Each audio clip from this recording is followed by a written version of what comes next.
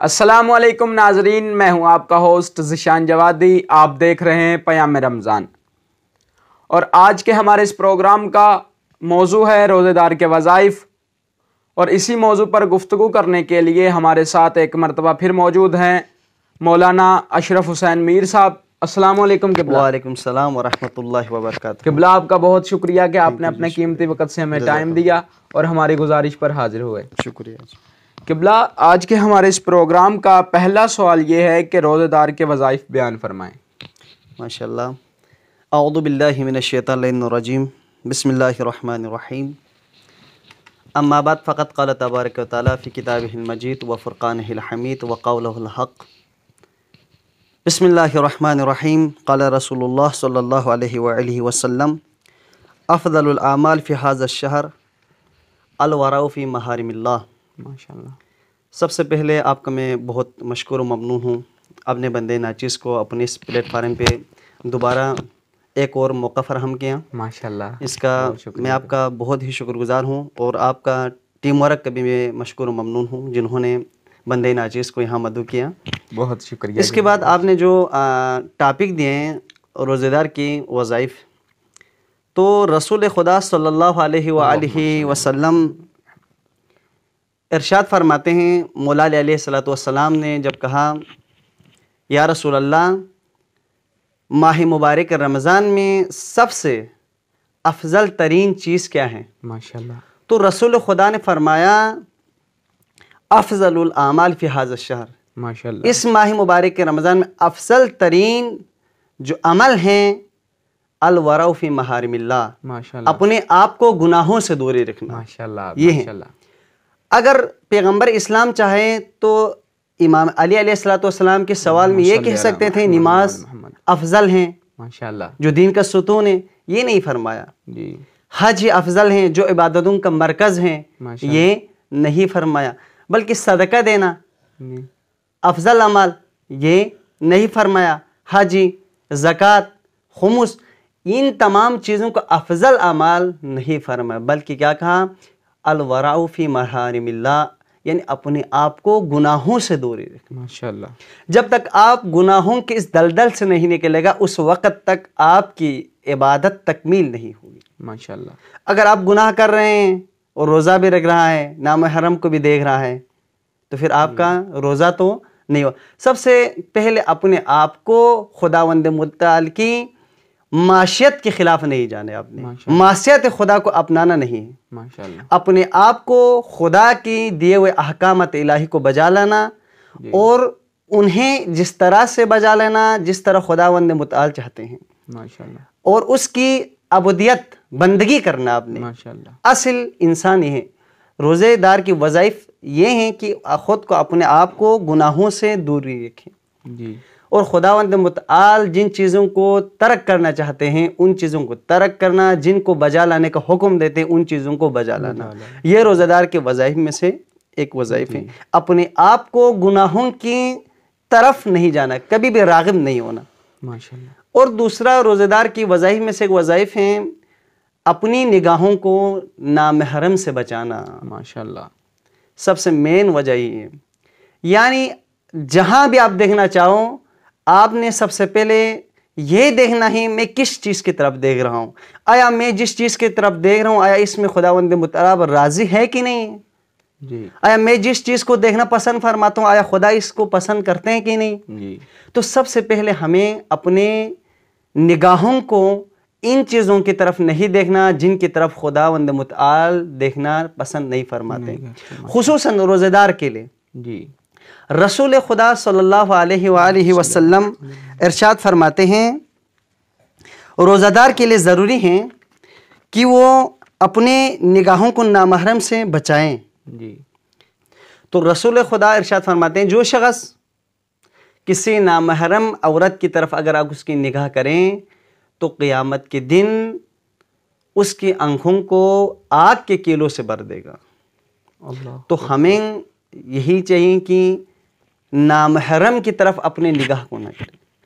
اور حدیث میں بھی الحیاء شعبۃ من الایمان، حیا ایمان کی شعبے میں سے ہیں، یعنی اپنے نگاہوں میں حیا پیدا کرو۔ یعنی کسی کی ماں باپ کی طرف نگاہ کرنے سے پہلے آپ کو اس چیز کو مد نظر رکھنا چاہیے کہ آیا میرا بھی کوئی ہے، میرا بھی بہن ہے، میری ماں ہے، میرے گھر میں ماں بہنیں ہمیشہ ہوتے ہیں۔ اگر آپ کسی کی طرف نظر اٹھانے کی کوشش کریں تو دوسرے شخص آپ کی طرف نظر اٹھائے گی۔ آپ اپنے آپ کو خداوند متعال کے احکام کی تہ ماتحت چلائیں تو خداوند متعال دوسروں کو بھی یہی اندر ایسا احساسات پیدا کرے گا کہ آپ کے اگر ماں بہن کہیں جانا پڑیں یا بازاروں میں گلیوں میں اگر خدا نخواستہ نکلنا پڑیں، دوسرے لوگ آپ کی ماں بہنوں کو دیکھ کے اپنی نظر جھکائیں۔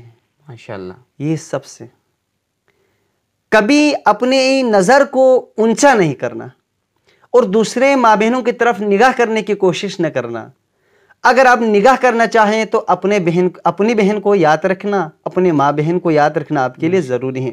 جب تک آپ اپنی ماں بہن کا یاد نہیں فرمائے گا اس وقت تک آپ کو دوسروں کے ماں بہن یاد نہیں آئیں گی۔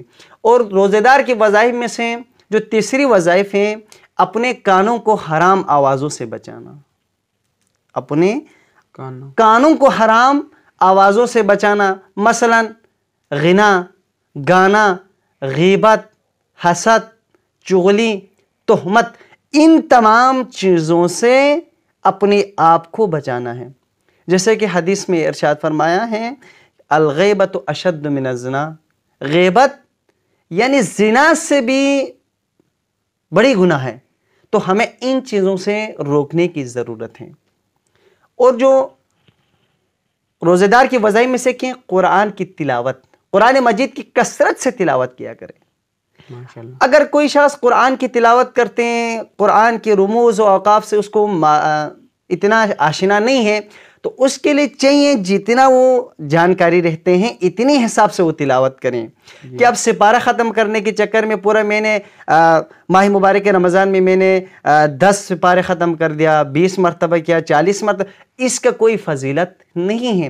قرآن کو جس طرح سے تلاوت کرنے کا خداوند متعال نے حکم فرمایا ہے، اسی طرح تلاوت فرمانا، اور خداوند متعال جس طرح چاہتے ہیں اسی طرح آپ نے قرات کرنا ہے، تجوید کے ساتھ کرنا ہے، اور آپ نے اپنے لحن کے ساتھ، خوبصورت آواز کے ساتھ آپ نے قرات، اگر آپ نے بسم اللہ الرحمن الرحیم پڑھ لے تو یہی کافی ہے خدا کی درگاہ میں، آپ کے اعمال مقبول ہی ہوں گے۔ اگر آپ نہیں قرآن پڑھتے ہیں، جیسے اتنا سپیڈ میں 120 کی سپیڈ میں آپ گزرتا جائیں تو آپ کا پڑھنے کا کوئی فائدہ نہیں، نہ آپ کو فائدہ ہے، نہ دیکھنے والوں کو فائدہ ہے، نہ سننے والوں کو فائدہ ہے۔ اس لیے قرآن کے رموز کو جاننا، اگر نہ جانتے بھی ہو کوئی مسئلہ، لے کر قرآن کو اتنا پڑھیں جتنا خداوند متعال اس پہ راضی ہو۔ ماشاءاللہ۔ اور توبہ، روزہ دار کی وظائف میں سے کہ توبہ، استغفار کرنا، اپنے آپ کو گناہوں کی دلدل سے نکل کر اپنے گناہوں کے اوپر پشیمان ہو کر خدا کی طرف اپنے آپ کو لوٹنا۔ ماشاءاللہ۔ یعنی اپنے آپ سے یہ عہد کرنا کہ پاک پروردگارہ، جس طرح میں نے پہلے اتنا مجھ سے گناہ سرزد، مجھ سے غلطیاں کوتاہی ہوئی، تو میں اس ماہ مبارک رمضان کے توسط سے، یہ ہمارے لیے ایک مغفرت کا مہینہ ہے، رحمت برکتوں والے مہینے میں طلب مغفرت کرنا چاہتا ہوں، تاکہ میرے جو پچھلے گناہ تھے، مجھ سے ماضی میں ہوا ہے، کوتاہیاں ہوا ہیں، تاکہ وہ ازالہ کر سکوں۔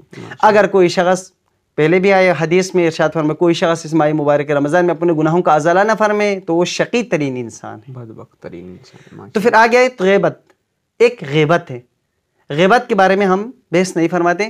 پھر راز و نیاز، دعا، اس ماہ مبارک رمضان میں وظائف میں سے وظائف ہیں، اپنے آپ کو دعاؤں کی تمسک سے دوسروں کے لیے بھی دعا کیا کریں، صرف اپنے لیے نہیں کریں۔ ہو سکتے آپ کی دعا کی وجہ سے کسی اور انسان کی قسمت پلٹ لے، ماشاءاللہ، آپ کی دعا کے انتظار کر رہا ہو کسی کی قسمت۔ خداوند متعال انسان خود اپنے آپ لیے دعا کرتے ہیں تو اتنا محسوس نہیں ہوتے ہیں کہ میں کیا کر رہا ہوں، ماشاءاللہ، کیونکہ انسان اپنے آپ کو جانتے ہیں۔ جی، کیونکہ ہم شیطانی کاموں میں پھرتے ہیں، اپنے نفس پر ہمارے لیے کنٹرول نہیں ہوتے ہیں، تو ہو سکتے ہم سے ایسا گناہ سرزد ہو جس کی وجہ سے ہمیں خداوند متعال کی درگاہ میں اپنے آپ کو مانگتے ہوئے شرمندہ ہو، پروردگار میں کس منہ سے آپ سے دعا مانگوں، راز و نیاز کروں، ماشاءاللہ، کیونکہ اب دوسروں کی وسیلے سے آپ مانگنے، دوسروں کے لیے دعا کرے تو خداوند متعال آپ کی بھی دعا قبول کرے گا اور اس کا بھی دعا قبول ہوگی آپ کی وجہ سے۔ ماشاءاللہ، تو ہمارے لیے چاہیے کہ ماہ مبارک رمضان میں دعا کیا کریں، ماشاءاللہ، اور ماہ مبارک رمضان کا جو وظائف میں سے ایک ہے افطاری دینا، ماشاءاللہ، دوسروں کے لیے افطاری دینا یہ سب سے بڑی عبادت ہے، ماشاءاللہ، چاہے ایک پانی کا گھونٹ کیوں نہ پلائے آپ نے اسے افطاری کرو، یہ سب سے افضل ترین وظائف ہیں، اور خداوند متعال ان تمام اعمال کو بجا لائیں تو خداوند متعال آپ پہ راضی بھی ہوں گے اور خوش بھی ہوں گے۔ ماشاءاللہ، بہت شکریہ قبلہ، ماشاءاللہ۔ قبلہ، آج کا جو ہمارا دوسرا سوال ہے وہ یہ ہے کہ مجنب کے روزے کا کیا حکم ہے؟ ماہ مبارک رمضان میں اگر کوئی شخص مجنب ہو جائے تو اس کا حکم طلوع اذان صبح سے اپنے آپ کو پاک کرنا اس کے لیے واجب ہے، ضروری ہے۔ اگر وہ شخص اذان صبح تک اپنے آپ کو پاک نہ کریں تو اس کا روزہ کیا ہوگا؟ باطل ہوگا۔ لیکن اس کے لیے اذان صبح سے اپنے آپ کو پاک کرنا ضروری ہے روزے کی وجہ سے۔ ماشاءاللہ، اگر وہ جان بوجھ کر اپنے آپ کو پاک نہ کرے، اسی جنابت کی حالت میں اگر باقی رہیں تو اس کا روزہ باطل ہے۔ ماشاءاللہ، اگر جان بوجھ کے عمدن ایسا کرے تو اس کے لیے کفارہ بھی واجب ہو جائے گا۔ ماشاءاللہ، لیکن اگر کوئی شخص دن میں روزے دار ہیں، اگر دن میں اس شخص پر اگر کوئی اطلام یا کوئی ایسا چیز واقع ہو جس سے مجنب ہونے کا خدشہ ہو جی، تو اس شخص کے لیے صرف اطلام کے لیے ہے، ایسا نہیں کہ وہ بیوی کے ساتھ ہم بستری کریں پھر روزے، یہ باطل ہیں، کفارہ بھی واجب ہوگا۔ صرف اگر نیند کی حالت میں اگر کچھ ایسا اطلام وغیرہ اگر ہو جائیں تو اس کے لیے روزے کو فوراً روزے دار کے لیے غسل کرنا واجب نہیں ہے، وہ آرام سے غسل کر سکتے ہیں۔ جی، شکریہ قبلہ، بہت احسن انداز میں آپ بیان فرما رہے تھے۔ اور اسی کے ساتھ آج کے ہمارے اس پروگرام کا وقت ختم ہوا۔ والسلام، اللہ نگہبان۔